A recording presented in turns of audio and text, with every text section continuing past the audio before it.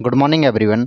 इस समय बहुत सारे आर्टिकल पब्लिश हुए हैं कि चाइना ने अपने बहुत सारी जो अपनी मिलिट्री है वो ताइवान के आसपास खड़ी कर दी है, मिलिट्री ड्रिलिंग शुरू कर दी है। इससे क्या मतलब निकलता है, क्योंकि आर्टिकल ये पब्लिश हुआ है, विल चाइना अटैक ताइवान, क्या चाइना ताइवान पर अटैक करने वाला है। और इसमें बहुत सारे आर्टिकल भी पब्लिश हुए हैं, जो इमेजेस निकल के सामने आ रही हैं, मैं उनको भी आपको बताऊंगा। अभी हाल ही में क्या हुआ कि चाइना ने एक वीडियो जारी किया है जिसमें ये दिखाया गया है कि चाइना किस तरीके से जो ताइवान पे आक्रमण करेगा, किस तरीके से मिसाइलें ताइवान पर बरसाई जाएंगी कि वो कैप्चर करने वाला है। अगर मैं इस समय की बात करूं, देखिए क्या हुआ है कि ताइवान के ऊपर जिस तरीके से चाइना ने अपनी मिलिट्री खड़ी की है, ये जो लोकेशन है, ये सब में जो अगर मैं चाइनीज़ मिलिट्री की बात करूं, पूरी चाइनीज़ मिलिट्री यहाँ पे खड़ी है और ताइवान को पूरी तरीके से घेरे रखा है। एक चीज़ हमको समझना चाहिए कि क्या चाइना एक साथ ताइवान पर आक्रमण कर पाएगा, तो इसका कारण है अगर वो ताइवान पर आक्रमण करेगा तो एक ही बार में समाप्त कर देगा।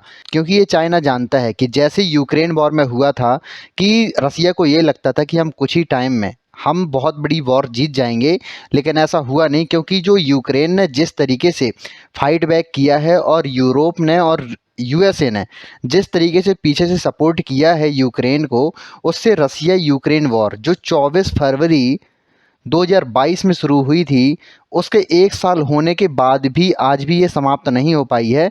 इसका जो बहुत बड़ा कारण निकल के आया है वो है जिस तरीके से यूएसए और यूरोप ने सपोर्ट किया है यूक्रेन को, उससे रसिया यूक्रेन वॉर बहुत ज़्यादा बढ़ गई है।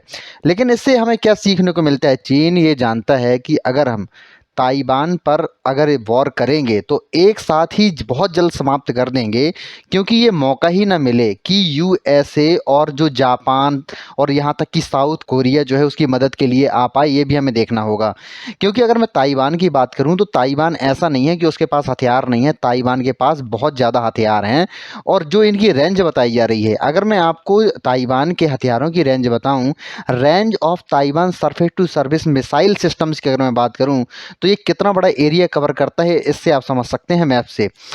ये है ताइवान। ताइवान का जो ये एरिया है और जो इनकी मिसाइल्स हैं, ये इनकी मिलिट्री बेस भी हैं, हम देख सकते हैं। ये ट्रांसपोर्ट डिवीज़न है, बॉम्बर्स डिवीज़न है, ये सब हम देख सकते हैं। और हम ये देखते हैं कि अगर मैं ताइवान की बात करूं, ताइवान बीजिंग तक को कवर करता है, बीजिंग तक से ज़्यादा के एरिया कवर करता है। इनके पास इतने मिसाइल्स और रॉकेट हैं, ये हम देख सकते हैं। तो ये नहीं है कि चाइना अगर आक्रमण करने वाला है ताइवान पर, एक बार में ही समाप्त हो जाएगा। मैं आपको बात बताता हूँ, ये जो पूरी स्टार्टिंग शुरुआत हुई थी वो हुई थी नैन्सी पेलोसी। अगर मैं बात करूँ तो ये जो क्या है कि हमारे यहाँ पे जैसे लोकसभा अध्यक्ष होते हैं, वैसे ही अमेरिका में लोकसभा अध्यक्ष वहाँ पे सेनेटर होती हैं नैन्सी पेलोसी। तो वो वहाँ पे गई थी विजिट में, ताइवान विजिट पर। तो चाइना का ये कहना था कि आप यहाँ पर मत आइए, नहीं तो हम इनका जो जिस प्लेन से आएगी उसको उड़ा देंगे। तो यूएसए का ये कहना था कि ठीक है, आप उड़ाइए, हम आएंगे। तो उसके बाद हमने ये देखा है कि चाइना ने बहुत बड़ी मिलिट्री आसपास खड़ी कर दी थी ताइवान के। और उसके बाद हमने लगातार ये देखा है कि चाइना लगातार अग्रेसन कर रहा है ताइवान के ऊपर। और इसका क्या है कि जो पीछे से, एक तो पहली बात तो सबको ये मानता है कि ताइवान चाइना से अलग नहीं है, लेकिन सब कोई पीछे से ताइवान को सपोर्ट भी करता है। क्योंकि ताइवान को जो सपोर्ट करने वाले देश हैं उसमें जापान और यूएसए सबसे बड़ा नाम आता है।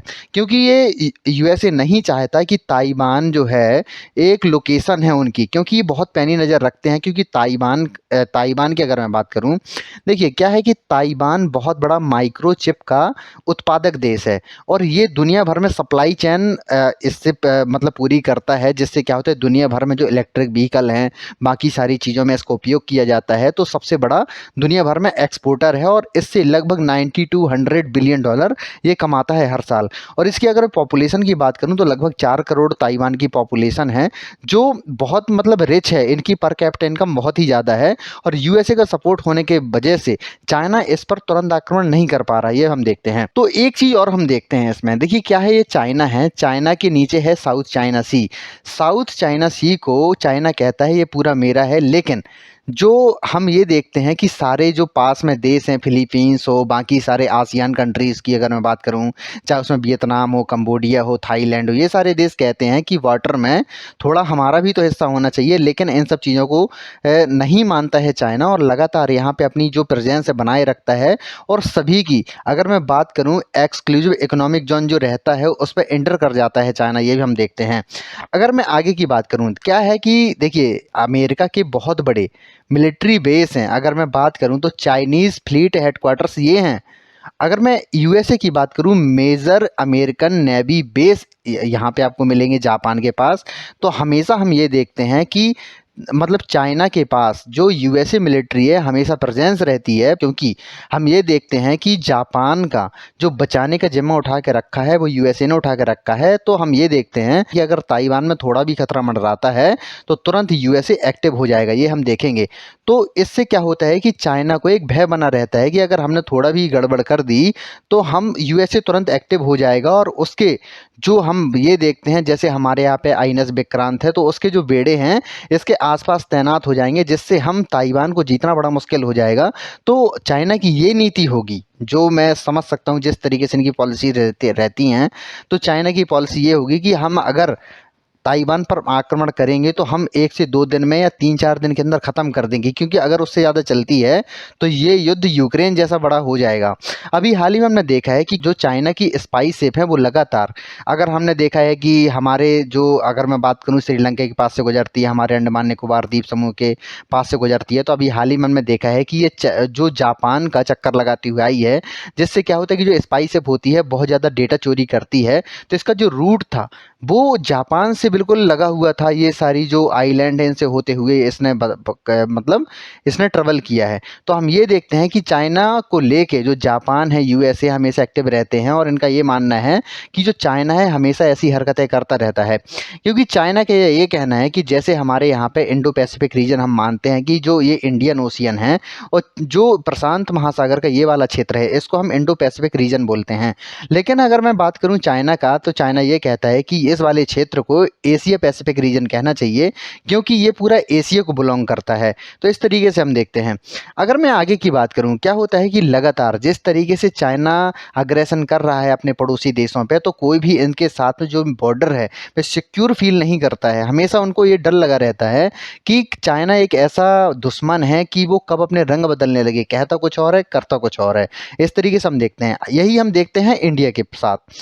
इंडिया के साथ में वो ये मान के चलते हैं कि ये वाले जो क्षेत्र हैं वो उनके हैं, क्योंकि हाल ही में हमने देखा था कि जो अरुणाचल प्रदेश के बहुत ऐसे क्षेत्र हैं, लगभग 15 स्थानों के नाम इन्होंने बदल दिए थे कि ये वाला क्षेत्र चाइना को बिलोंग करते हैं। ये हुआ भी इस वजह से था क्योंकि हाल ही में हमने देखा था कि G20 की एक मीटिंग हमने नॉर्थ ईस्ट में रखी थी, जिसको लेके जो चाइना का ये कहना था कि ये वाला एक डिस्प्यूटेड एरिया है, इस पर आप कोई भी इस तरीके से मीटिंग नहीं कर सकते। और हम लगातार ये भी देखते हैं कि जम्मू कश्मीर G20 की बहुत सारी मीटिंग में पाकिस्तान और चाइना का जो रुख है एक साथ हम देख रहे हैं, ये भी हम देखते हैं। और हम ये देखते हैं क्या होता है कि ये जो डिस्प्यूटेड एरिया है, लगातार इंडिया की जो, हम ये देखते हैं कि जो सॉफ्टनेस है इंडिया का, अगर झुकाव भी होता है चाइना के साथ में, तो जो हमारे डिस्प्यूटेड एरिया हैं, डिस्प्यूटेड एरिया चाइना कहता है, लेकिन उनका हमारा तो ये क्षेत्र है। अगर हमारे कभी भी राष्ट्रपति और प्रधानमंत्री कभी नॉर्थ ईस्ट या अरुणाचल प्रदेश में जाते हैं तो वो हमेशा इस चीज़ का विरोध करते हैं कि ये वाला जो क्षेत्र है वो हमारा है। उनका ये कहना है कि इससे ये होता है कि क्योंकि जो तिब्बत वाला एरिया है वो उनका पार्ट है, अगर यहाँ से भी ये भी हम इनको मानना शुरू कर देंगे तो ये इसमें जो इनका क्लेम है वो खारिज हो जाता है। क्योंकि हमारे यहाँ पे जो दलाई लामा है वो तिब्बत को आज़ाद करने की मांग करते हैं। तो इस तरीके से हम देखते हैं। तो हम ये देखेंगे कि अगर चाइना ने, पहली बात तो आसियान कंट्रीज़ के साथ में उनका बॉर्डर डिस्प्यूट चलता है, और साउथ चाइना सी के लेकर जो वाटर डिस्प्यूट चल रहा है उनका, कि इस वाले क्षेत्र में क्या होता है कि जब आपके पास बहुत बड़ा वाटर बॉडी होती है तो उसमें जो ड्रिलिंग करने की जो क्षमता होती है, जिससे बहुत सारे मिनरल्स निकल सकते हैं, नेचुरल गैस निकल सकती है, क्रूड ऑयल निकल सकता है, तो उसके जो भंडार है वो चाइना को मिल सकते हैं। लेकिन जो ये देश हैं ये भी अपना क्लेम जताते हैं। तो चाइना का ये कहना है कि क्योंकि चाइना ने यहाँ पे 9 डैश लाइन बना के रखी है, क्योंकि 9 डैश लाइन जो है चाइना को बिलोंग करती है, इसलिए ये वाला क्षेत्र जो है चाइना का है। लेकिन ताइवान, देखिए ताइवान के ऊपर अगर चाइना आक्रमण करता है तो हम ये देखते हैं, क्योंकि जिस तरीके से हमारे यहाँ पे ऑकस बना है, क्वाड बना है, तो क्वाड हमें तुरंत इसमें एकदम प्रेजेंस बना लेगा, हमेशा क्वाड एक्टिव हो जाएगा। और हम ये देखेंगे कि इंडिया, क्योंकि इंडिया के अलावा किसी के साथ में चाइना की बॉर्डर नहीं लगती, हाँ ऑस्ट्रेलिया दूर है इससे, लेकिन इंडिया के साथ में इनकी डायरेक्ट बॉर्डर लगती है। तो हम ये देखेंगे कि यूएसए और बाकी क्वाड की कंट्रीज इंडिया को सपोर्ट करना शुरू कर देंगी इस क्षेत्र में, कि अगर चाइना इस तरीके से यहाँ पे आक्रमण करता है तो हम इस क्षेत्र में अगर अपनी प्रेजेंस बढ़ा देंगे, मिलिट्री यहाँ पर मिलिट्री प्रेजेंस अगर बढ़ा देंगे, तो चाइना को दो तरफ से वॉर संभालना बड़ा मुश्किल काम हो जाएगा। तो इस तरीके से हम देखेंगे, तो आगे हम ये देखेंगे कि चाइना किस तरीके से अपनी जो मिलिट्री है वो प्रेजेंस बढ़ाता है ताइवान के ऊपर। तो आशा करता हूँ कि आपको वीडियो अच्छा लगा होगा। अगर आपको वीडियो अच्छा लगा हो तो प्लीज़ इसको लाइक कीजिए, सब्सक्राइब कीजिए एंड शेयर कीजिए। धन्यवाद।